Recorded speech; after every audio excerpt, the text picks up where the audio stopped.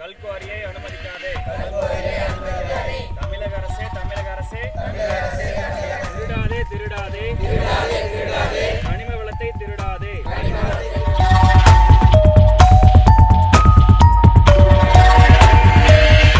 எங்கள் ஊர் எல்லாமே 150 குடும்பத்துக்கு மேலே விவசாயம் பார்த்துட்டு இருக்கிறோம். ஆடு மாடுகள்லாம் மேய்ச்சிட்டு இருக்கிறோம். தொழிலே இதுதான்.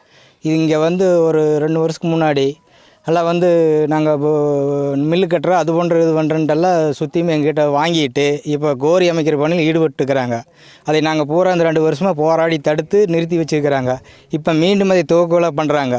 இதை அரசு ரத்து செய்யுமாறு நாங்கள் அனைவரும் போராடிட்டு இருக்கிறோம்.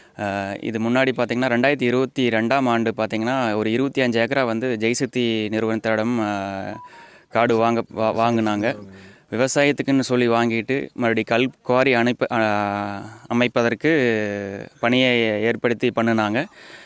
எங்கள் சட்ட போராட்டத்துக்கு ஒரு முயற்சியாக தற்காலிகமாக அந்த பணியை நிறுத்தி வச்சுட்டு திரும்ப இப்போது ஸ்டார் ப்ளூ மெட்டல் நிறுவனத்தோட உள் குத்தகைக்கு விடப்பட்டு திரும்ப இந்த பணியை மறுபடியும் தொடங்குவதற்கான ஆயத்த பணிகள் எல்லாம் மேற்கொண்டு வருகிறாங்க.